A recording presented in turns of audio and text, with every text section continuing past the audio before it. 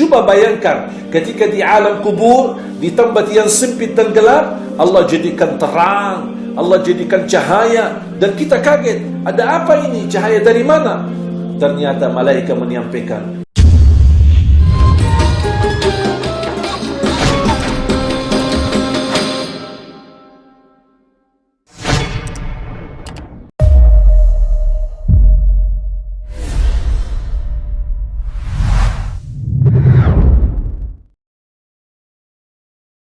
كتاب أنزلناه إليك مبارك ليدبروا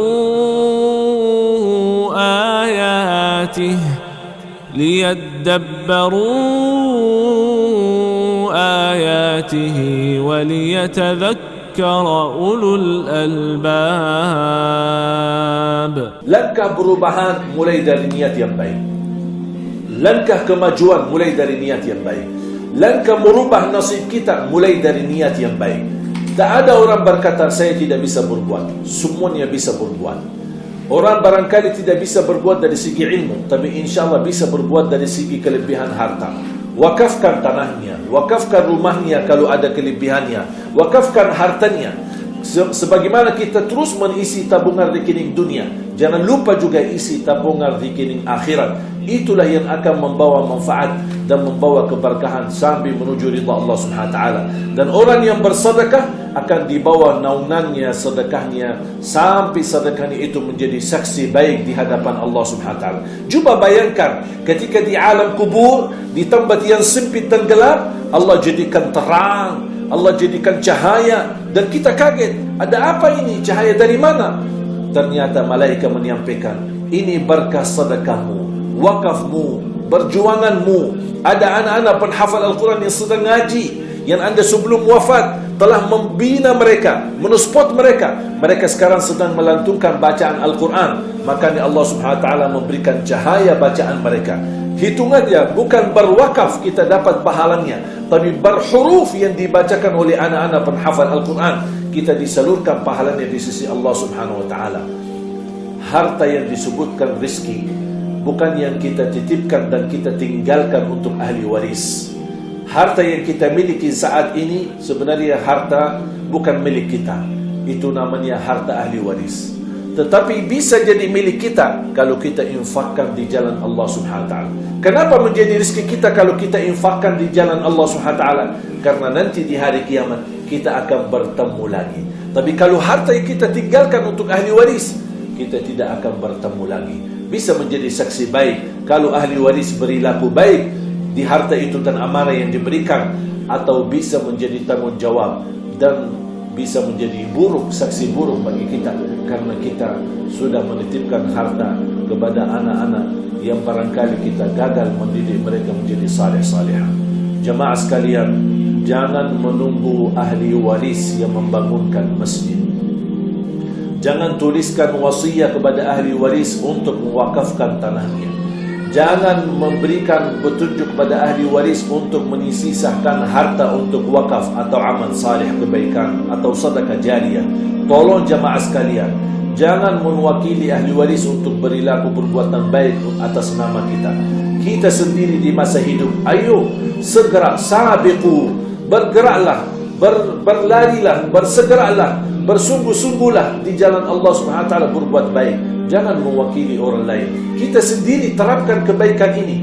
Kita sendiri amalkan kebaikan ini di masa hidup kita agar kita dijemput oleh Allah Subhanahu wa taala dan kita mendengar di saat sakaratul maut, ya ayyatuhan nafsul mutmainnah irji'i ila rabbiki radiyatan mardiyah fadkhuli fi ibadi wadkhuli jannati. Masya Allah, hei jiwa yang tenang, kembalilah kepada ridha Allah Subhanahu wa taala. Masuk dalam kalangan hambaku dan masuk dalam surgaku, kata Allah Subhanahu wa taala. Mudah-mudahan apa yang kita niatkan mulai dari niat hari ini. Saya mohon kepada Bapak Ibu semua dimanapun anda berada, niatkan.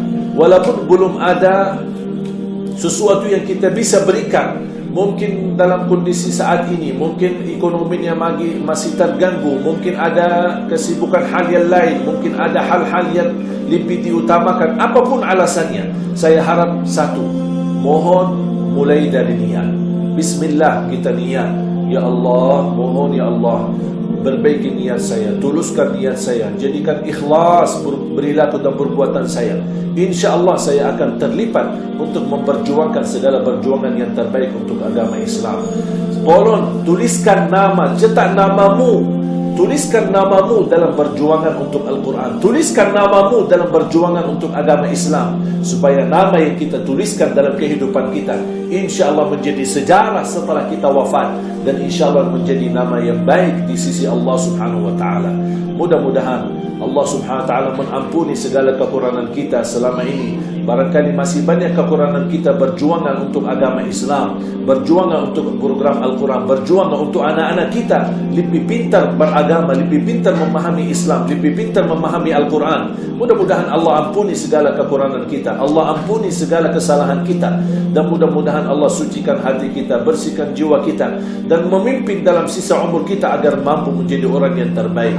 Dan saya doakan Bapak Ibu, mudah-mudahan semuanya bisa menjadi orang-orang yang mulia di mata Allah dan mulia di mata manusia, dan Allah jadikan sisa umur kita, berapapun yang tersisa, mudah-mudahan menjadi yang terbaik dan menjadi sedekah jariyah untuk diri kita dan keluarga kita, yang insyaAllah pahalanya tidak terputus sampai hari kiamat. Amin ya rabbal alamin. كتاب أنزلناه إليك مبارك ليدبروا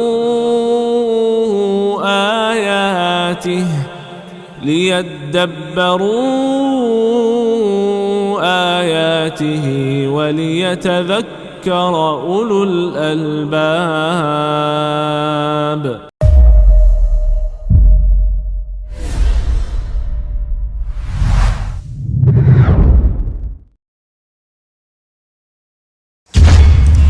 Alhamdulillahirabbil alamin.